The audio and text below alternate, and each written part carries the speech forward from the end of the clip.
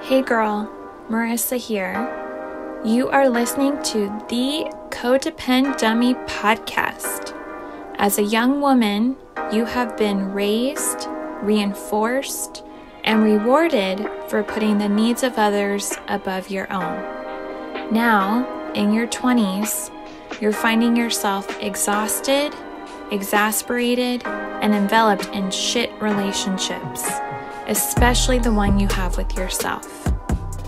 Codependency is a way of being where we put the feelings, wants, and needs of others above our own in an unconscious attempt to meet our own feelings, wants, and needs. Sorry to break it to you, sis, but that is not sustainable. This podcast is to help you undo all that so you can stop playing small and start taking up space, you dummy. Let's get to it. Hello, everyone. Welcome back to the Codependent Dummy podcast. It's your hostess, mostess, Marissa. And today we are talking to Allison Ly. Allison is a licensed clinical social worker who provides mental health therapy virtually in California for people who are first or second generation, struggling with feelings of anxiety in their relationships, and she helps them feel more confident. Allison's a first generation Asian American born and raised in Los Angeles. She identifies as Chinese and Vietnamese culturally, and she also speaks Vietnamese conversationally. Allison, welcome to the podcast. Thank you, Marissa. Thanks for having me today. All right. So the typical two, Allison, we'll start with the first question. First, the typical two. How do you define codependency?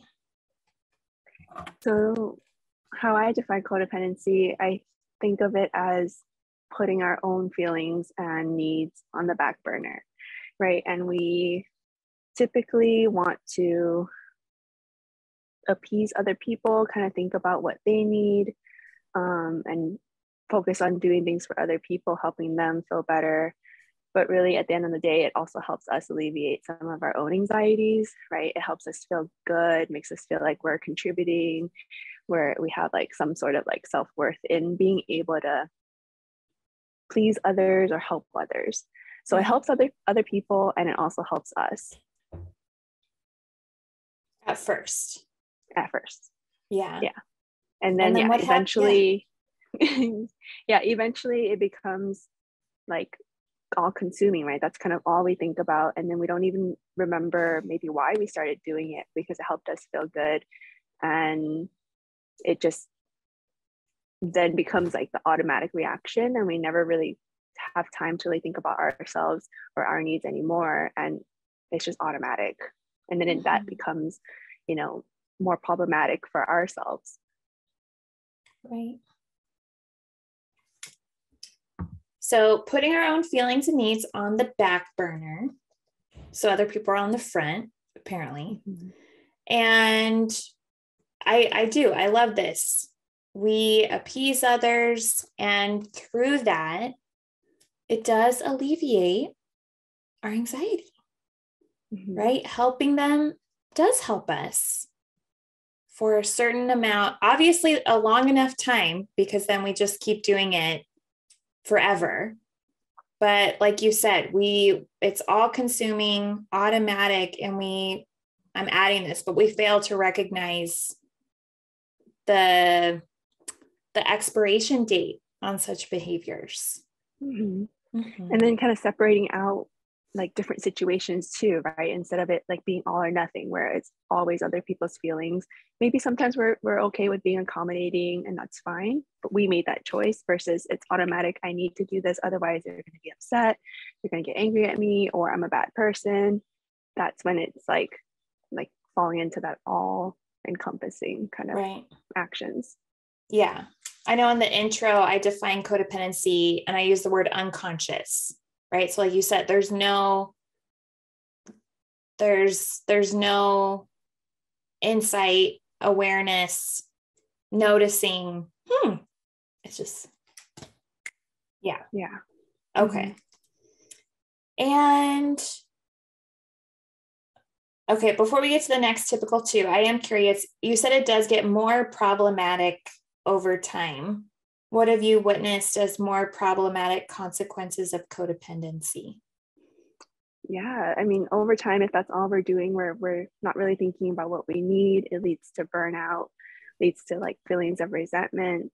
It leads us to feel just tired, irritable, and maybe something that maybe still might be there, but initially there's also a lot of anxiety, right? Am I doing the right thing? Am I,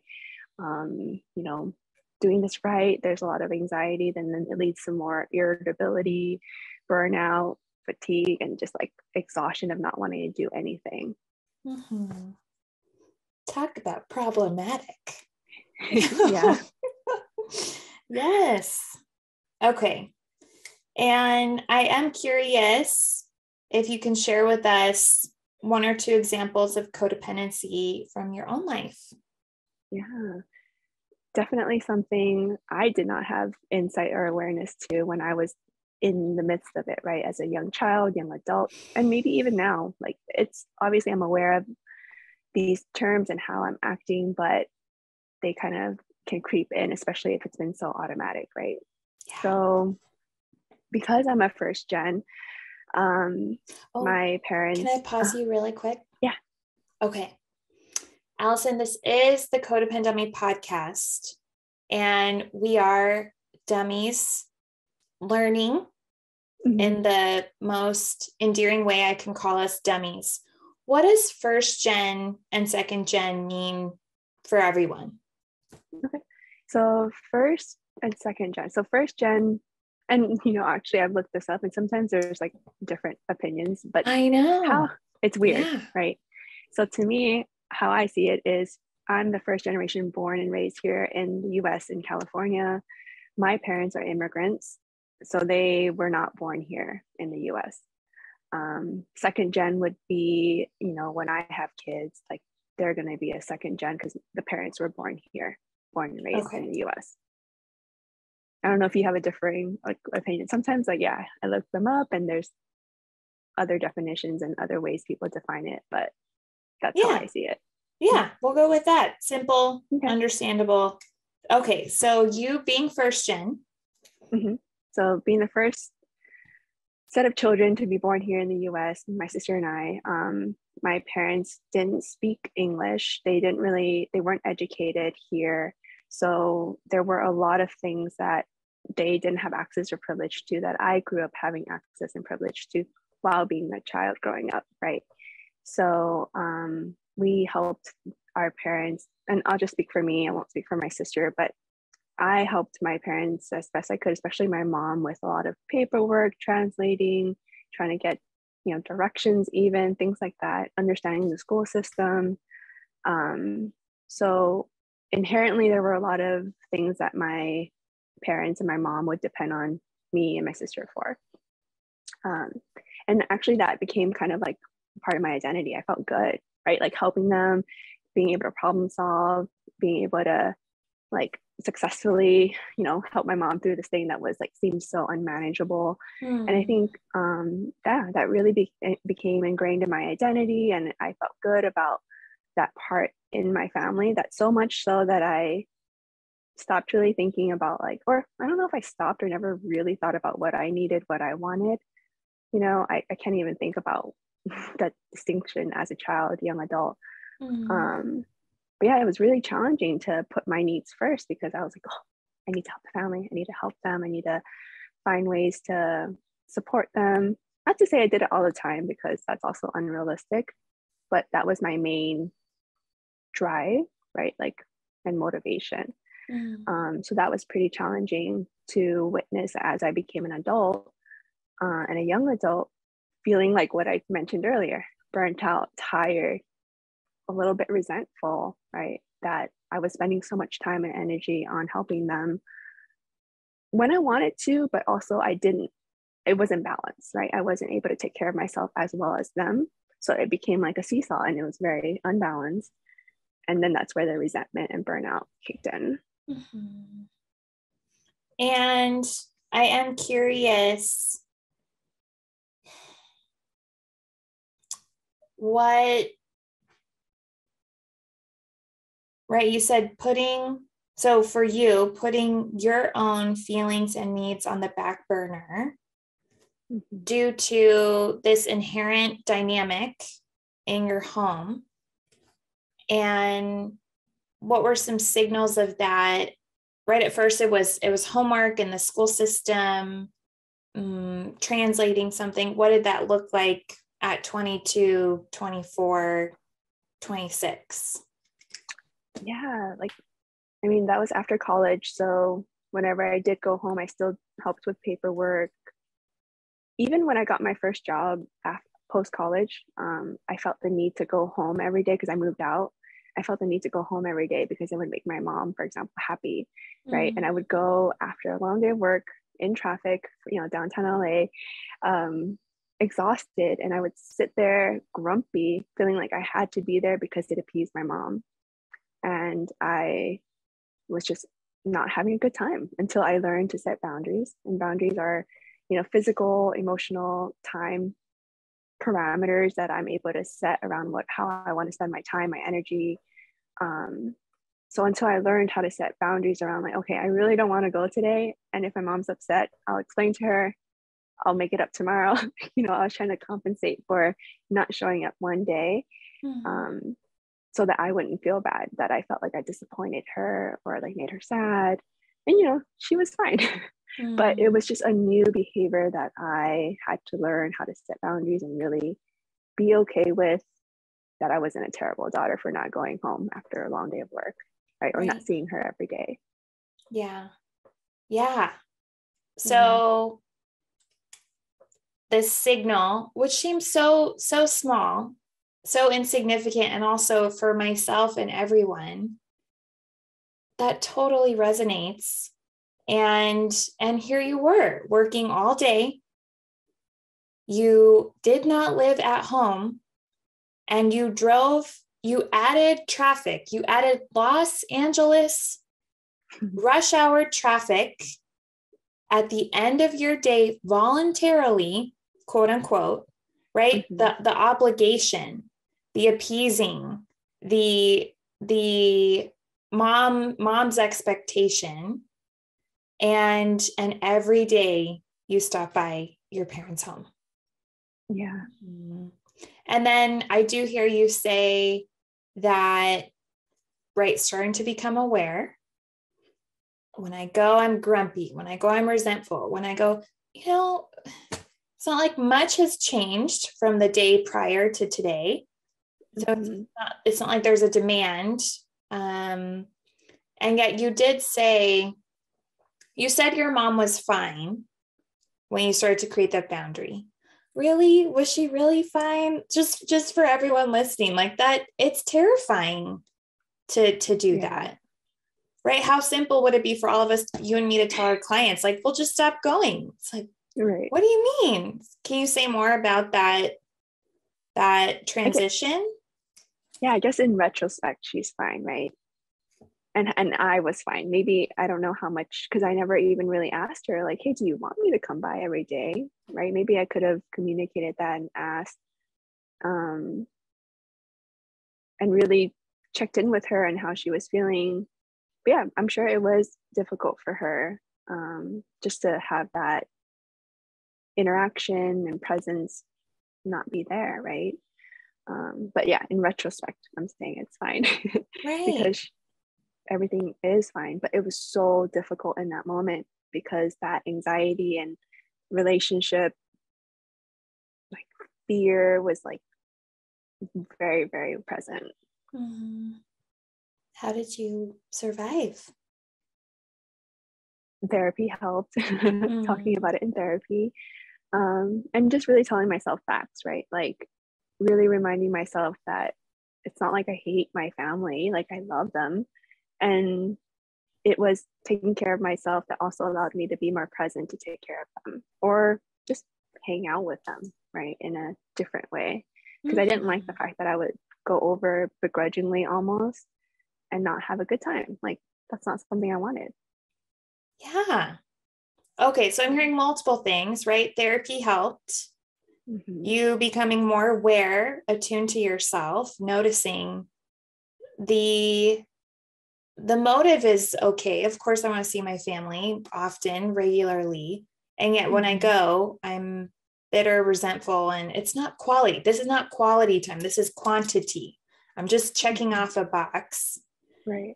And also being able to challenge the rigid rules of codependency, right? Like you said, I didn't hate my family, but part of codependency is like, if I don't go, they're going to think I hate them. Right. Excuse me? Right. And up here, it's, we hear that, but internally, yeah, that's the battle. So reframing or just really looking at what you're telling yourself it means if you do create a boundary. Yeah. Wow. Yeah. Well, it's amazing. Yeah, it was definitely tough, and I'm sure for a lot of people who experience codependency, right, like it is very tough. It sounds simple now that we're talking about it, but it's a lot of work. Yeah.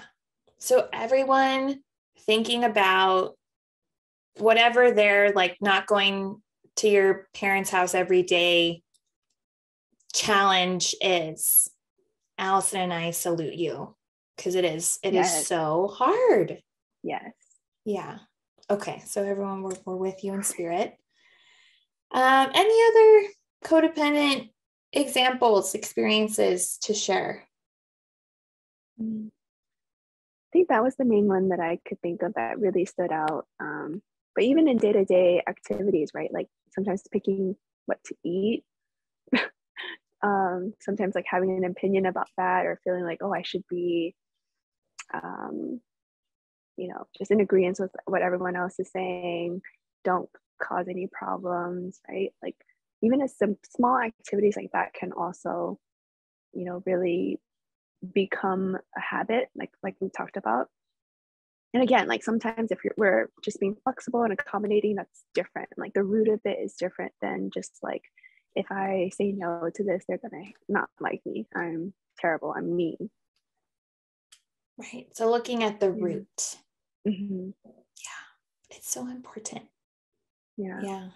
Right now, actually, as we speak, I'm trying to schedule something with someone, and he's going back and forth, just a little bit. And I'm being very accommodating and flexible.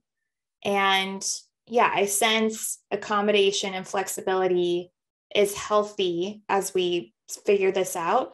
But other people recently, I've been working on my like codependency and scheduling, and other people, they're like pushing the boundary, and I'm taking on full responsibility. And it's like, oh no flexibility, no accommodation. So yeah, that's the rub, is it's just discernment in context.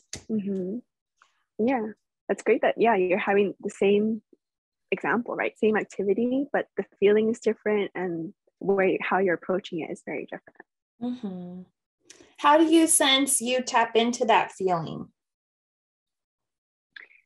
I think really noticing if we're like, oh, I don't want to do this, but I'll do it, right? Like having that begrudging kind of feeling, maybe irritable, maybe like, oh, I really don't want, like thoughts of like, I really don't want to, but I'll just do it anyway, right? Versus like, does that work for my schedule? It does, right? Like you can have like this, the way that you're talking about it is a signal, how your body kind of feels, how your initial feelings and reactions are really a good signs to pay attention to. I love that. So like tone, emotion, body. Yeah, love it. And shifting with a focus on your specialty, serving first and second generation, I am curious how you witness in your clients signs of codependency. So a lot of the same stuff that we had just talked about, right? A lot of my clients who are first and second gen come to therapy with anxiety. They're very worried, always worried about like whether or not I'm doing the right thing. Is this right? How do I approach this? They're tired, burnt out, exhausted, and just like having a really hard time separating out like why they're feeling a certain way and how to approach what they want to do and what they think they're quote unquote like supposed to do. Right. So yeah, a lot of times it comes up as anxiety, and a lot of times too, you know, with being the first set of people born in the US, right? Like there's a lot of intergenerational trauma that comes along with that too. When, you know, if our parents from another country or in poverty experience, you know, refugee, like being a refugee or experiencing like racism or any of those stuff, like it does get passed down to the children and the now adults. Can you give us the 101 definition of, I hear the example, and also what is intergenerational trauma to you? Yeah, so it's when our parents, our families experience something that could be traumatic to them, right? And however they define it, sometimes it could be as practical as what I said of like poverty, war, being a refugee, or sometimes like relationally, right? If they've been exposed to, I don't know, a lot of like criticism, negative thoughts, negative feelings, like they also make that into like their own worldview, and then when it becomes their experience and their worldview, it gets passed down to their children, right? Or to family members that interact with them. So it's the experience of trauma in one generation, that generation in a family having children, and unknowingly, like you said, or unconsciously passing down the same internal beliefs, feelings, view of the world. We're just handing it down, like our genes. We're just handing down responses to trauma. Okay. And I cut you off. So with those you work with, they experience anxiety and due to intergenerational trauma in their families. Yeah, like they kind of show up that way, right? Where maybe they have their own trauma, like whether they personally could just have like this cultural clash, if they define it as trauma, of how to navigate parents and families' expectations versus their own, and you know, Americanized, westernized expectations as well. That could be very difficult, right? To discern like what I want versus what society wants, what my family wants, and potentially their own trauma, right? They always talk about too how different parenting styles can be traumatic as well. And if there's any, you know, potential abuses that could happen, that they also have to like experience and try to cope with.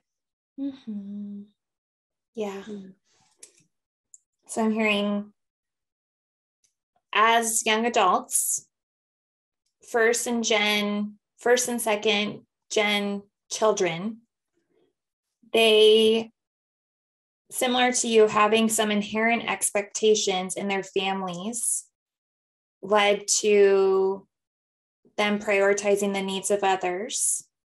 And they show up in your office with anxiety, they're burnt out, wondering why do I feel this way? Where's this coming from? Difficulty discerning. For you, you're like, do I uphold the expectations of Chinese culture, Vietnamese culture, American culture, Asian American culture? Like, and like different parenting styles from the cultures we've come from. Say more about some of these signs of codependency. So, I mean, it's hard. It's just, there's so many factors contributing to like a person's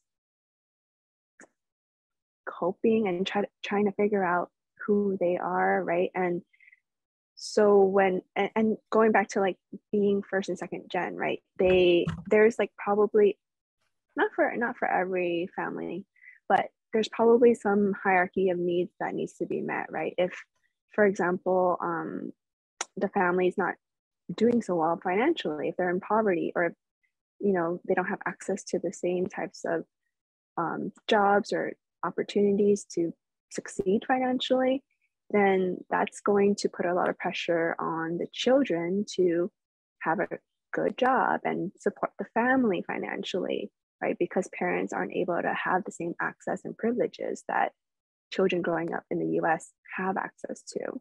So that's also like another factor to like be codependent, right? Of like, I need to get this job so that I can support my family.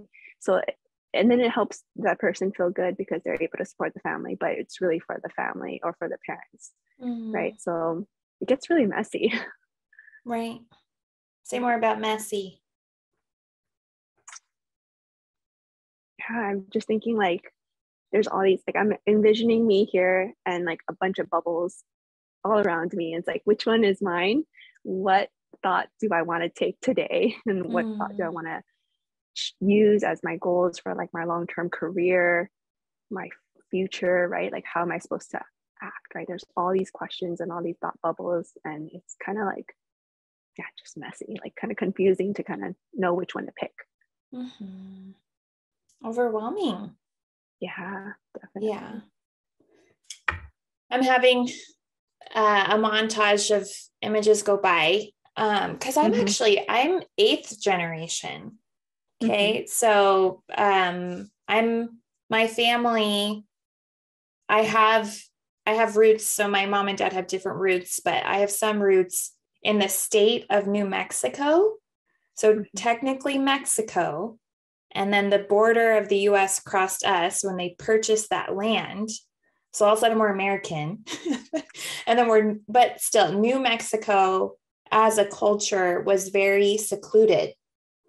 And so like quinceañeras, no one in my family on that side, like there's no quinceañeras in like the New Mexican culture. It's very interesting, but like Mexican culture, like everyone, not everyone, a lot of people have quinceañeras. And then my mom, yeah, there's Native American, there's like family from where Northern California is now.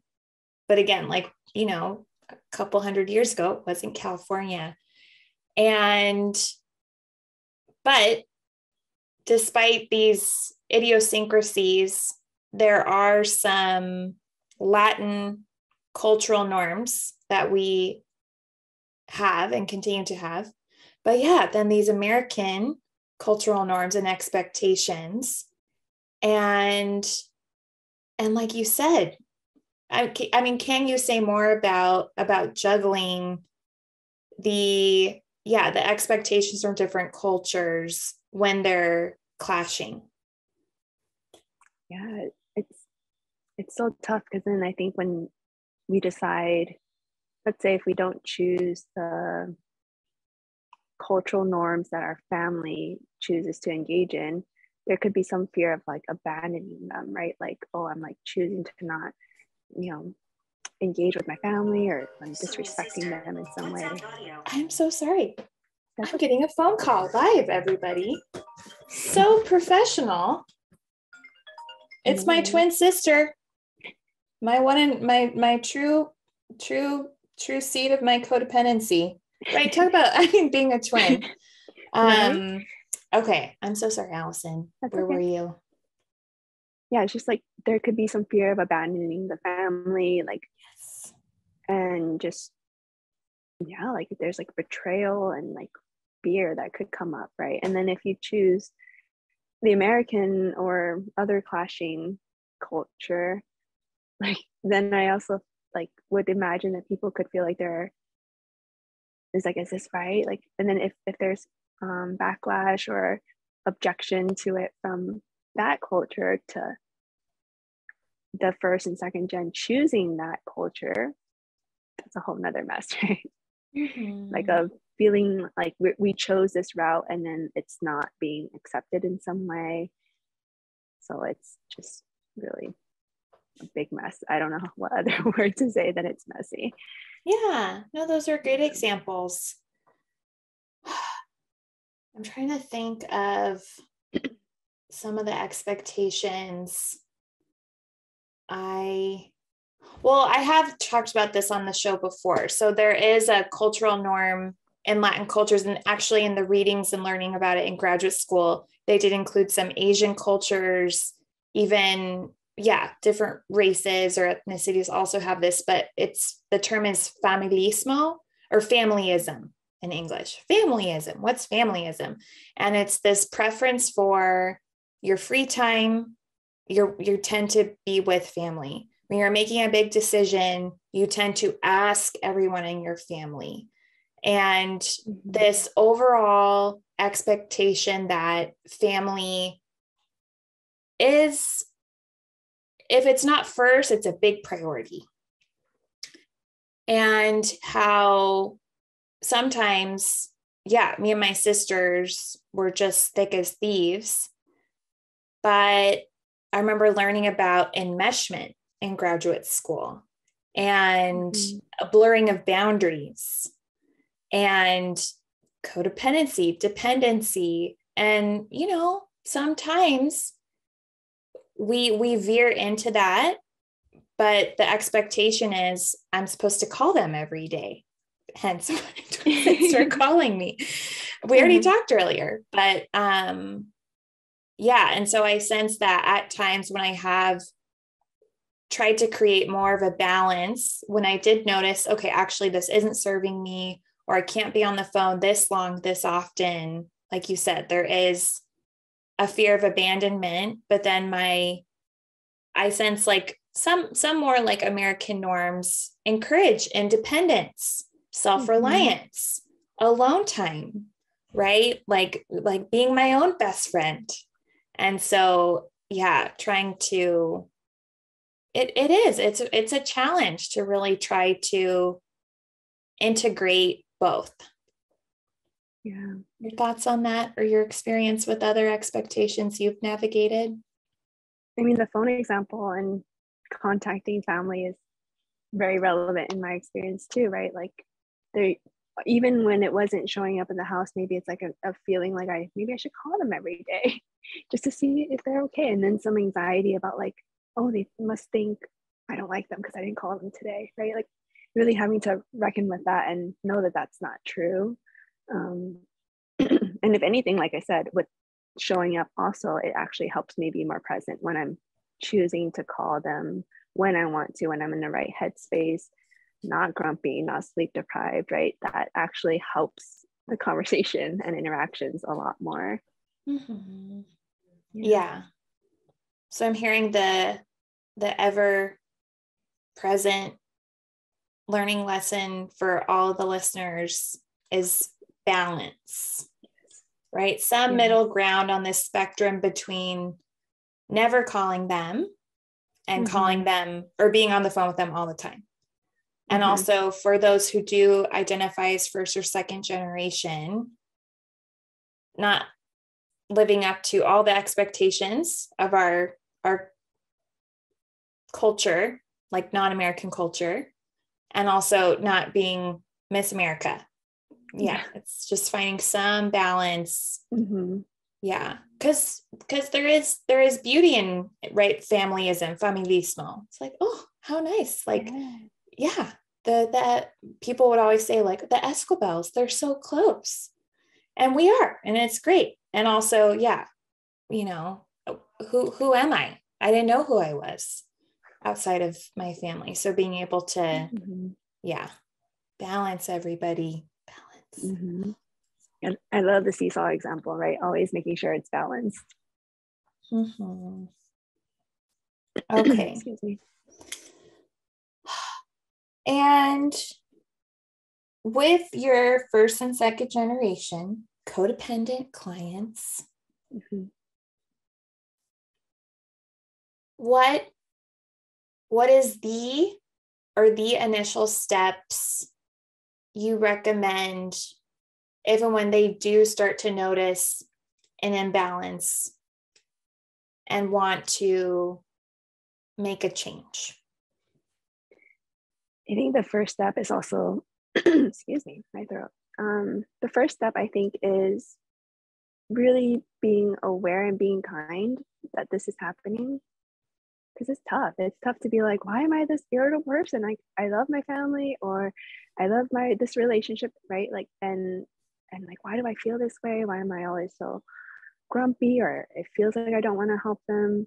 So really practicing that self-compassion first and recognizing that there's a reason, right? Like, it's that balance is gone. We've overdone it in some way to not put our needs first. And it's not anyone's fault. It's just what happens, right?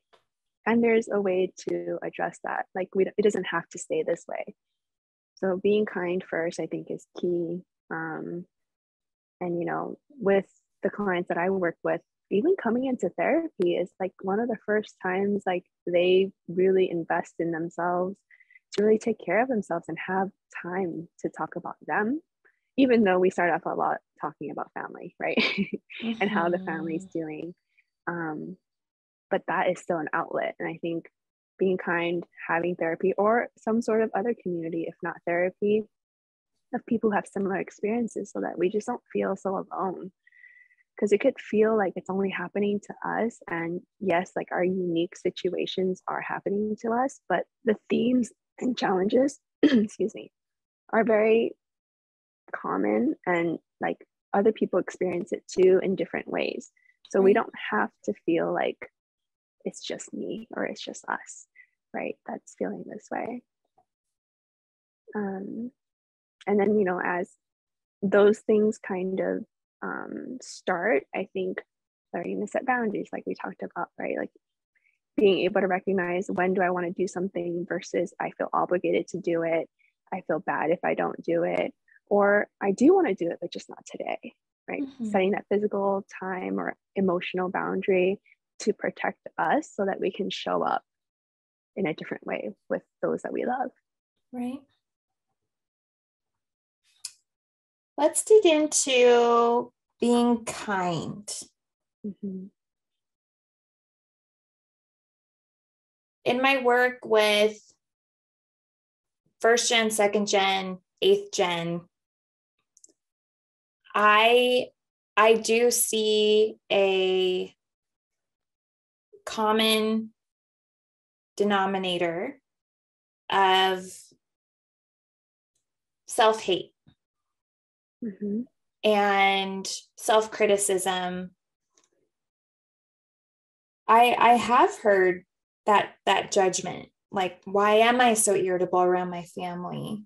Why am I being such a brat? I'm being selfish.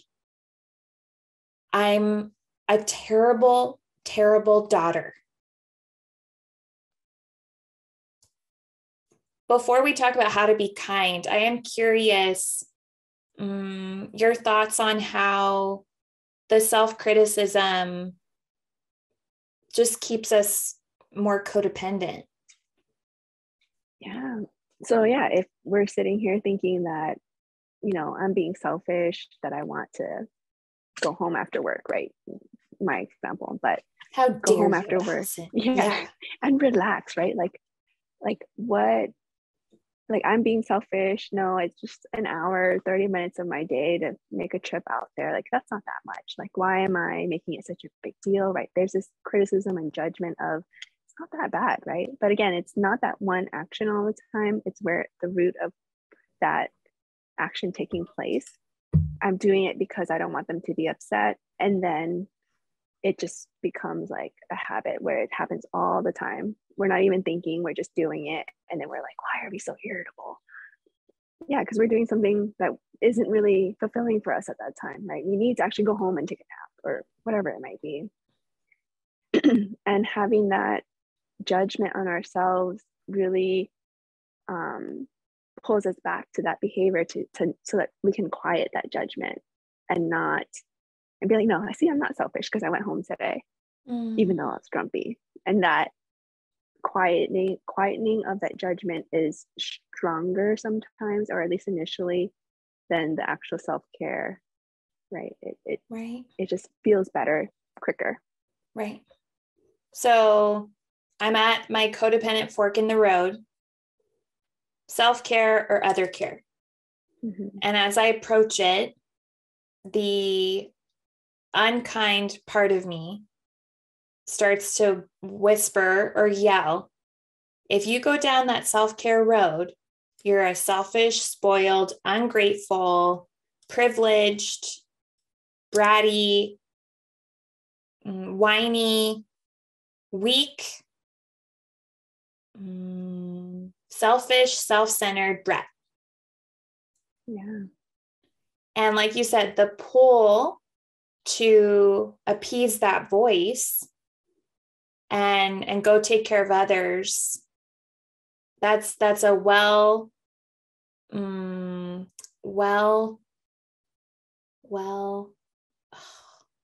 like a maintained road, like that. yes. Yeah, it's like, nice. It's an easy path. You've been down it a bunch of times, so it's much more accessible to go to. Yeah. Mm-hmm. And then, like you said, but becoming conscious of, there is a fork in the road. There are other options. So first becoming conscious of it, mm-hmm. and noticing the lack of kindness around taking that road. And yeah, so I'm in this codependent lack of kindness shitstorm, and how can we practice kindness? Mm-hmm. Yeah. So first recognizing that there is another option and staying away from this all or nothing type of thinking again, right? It always falls back to that, making sure that just because we're choosing today to take a nap instead of doing something we don't want to do, it doesn't mean that I'm always going to take a nap and choose what I need over others all the time, right? Unless I want to. But also, I can still support them in a different way or do this thing in another time when I'm well rested. And just recognizing that this doesn't mean anything about me as a person in the whole entirety, right? Like, it's just this action today, and I can still support them however I need to at another time. Mm-hmm. So being able to notice you have an option, notice the lack of kindness you're extending to yourself, being conscious that the lack of kindness is just trying to persuade you to stay in your codependent way. Thank the lack of kindness for its efforts. Oh, thank you, lack of kindness. So good to hear from you. And also being able to kindly move towards away from all or nothing, and just really try and get in touch with, this is this choice, this time, this day. I'm not, thus, if I look up selfish in the dictionary, I don't see choosing to go home to take a nap after a long day as an example. And then, yeah, that balance of, if it's not all about me or all about them, what is the compromise, or where can I negotiate? What a balanced seesaw looks like. Like, hey, Mom, I won't be by in the evenings this week, but I'd love for us to go grab brunch on Saturday. Yeah. What? I mean, I'm sure there's a lot of people who don't, but still, like, that as a compromise, that sounds right. Now we can sit together, we can order, we can enjoy this meal, we can talk about our weeks overall. And yet I've been taking naps for 5 days and watching my favorite or listening to my favorite podcast. And I'm just that much more present, attuned, rested to really connect with my mom. Yeah. And of course, if anything, right, like urgent comes up, maybe you do choose that over your nap. But if it can wait, if it's just, something, our own anxieties, recognizing that and knowing that we could do it later, that Saturday or another day or tomorrow. Mm-hmm. Yeah. Okay. So step 1, be aware and kind. Mm-hmm. Step 2, go to therapy. No Yes. bias, everyone. Allison and I are therapists, but we're not biased about that. But you did say another community. Mm-hmm. Yeah, you could find a community or group therapy or Mm-hmm. some girls circle, etc. Yeah. Just some other outlet. And then start to work with the creation of boundaries. Mm-hmm. Mm-hmm. Steps 1, 2, 3. And for your clients who start out on this road, for the listeners who are on this journey, and for yourself and myself, Allison, what do you wish we would remember as we're on our journey? Yeah. So going back to what we said about, talking about it, it sounds very easy, but in the process, in the midst of it, there's all these thought bubbles, all these, things that are pulling us in different directions. I just hope that everyone remembers that it gets better, right? It takes practice. It's a process. It's not just, okay, tomorrow I'm going to set this boundary and I'm not going to feel any feelings. Like, sometimes it might get to that point, but maybe not initially. And that's okay. Like, sitting in that, getting the support from a therapist, community, whatever it is, however this podcast, right? Like, getting support somehow to just support us in the moment where we're trying to do something different because it's scary and it's uncomfortable, I think it's really helpful. And then just remembering it gets better. Mm-hmm. It definitely can get better. We can feel less anxious. We can feel more confident in knowing what we want to do while still respecting our cultural values, cultural norms, societal expectations, right? Having that balance. Yeah, it just gets better. Mm-hmm. Okay. So this just came to mind. So let's, you and me, Allison, we'll put our hands on our hearts. Mm-hmm. And the listeners, if you can do the same. And I'm going to set my timer. But just really sitting with the fact, the reality, the hope that it does get better. And it is also a process. There are no magic pills. There's no one boundary fits all. There, unfortunately, isn't a savior in Marissa and a therapist and Allison and just figuring it all out for you. It gets better. It is a process. It's scary and difficult at times, and also rewarding and fulfilling at others. And we are surrendering to and accepting that it gets better, and it's a process. Mm-hmm. Okay, so we'll just sit for a minute. Let me set my timer.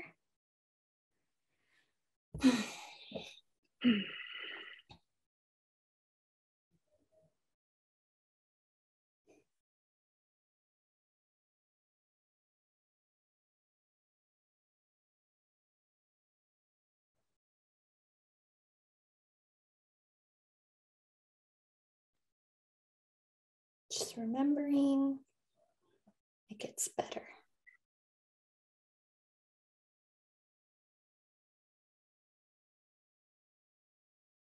It's a process.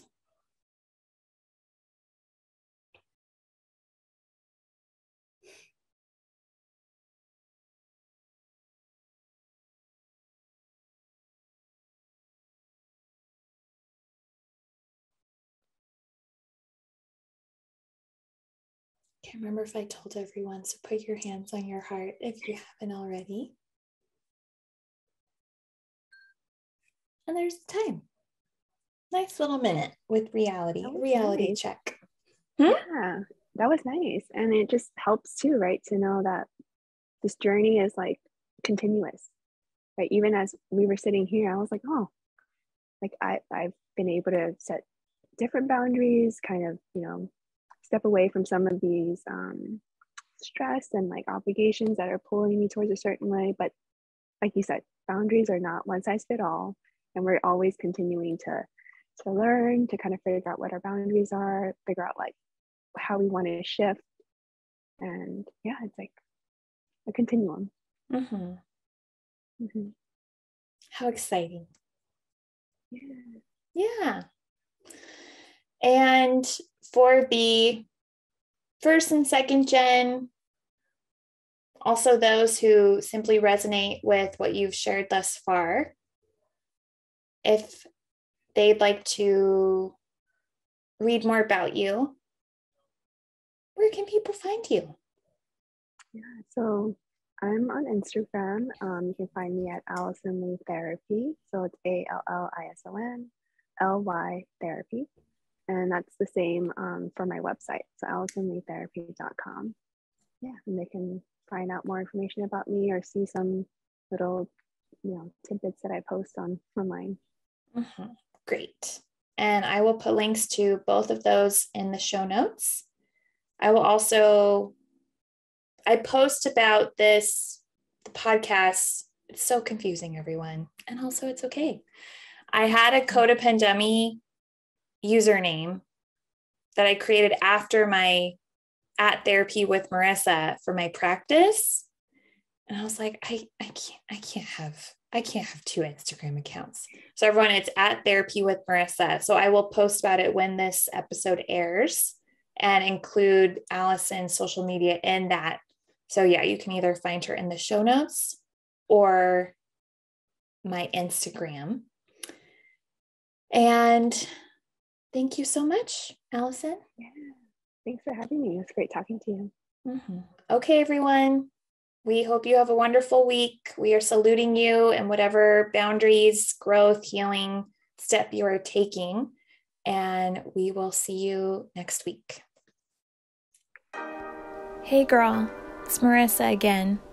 I'm not like a regular podcaster. I'm a cool podcaster, right?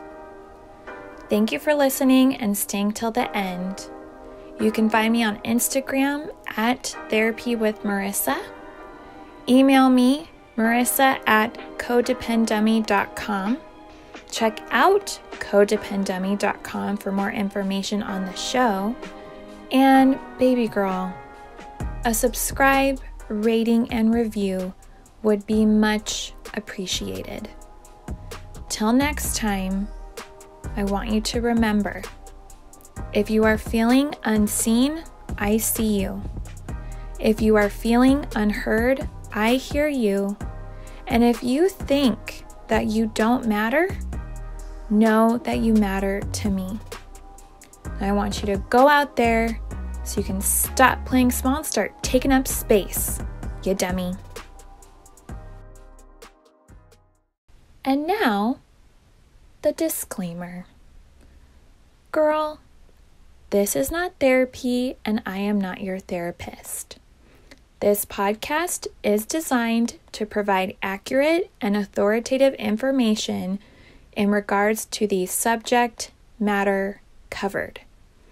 It is given with the understanding that neither the host, publisher, or guests are rendering any legal, clinical, or other professional service. If you want or need a professional, please find one.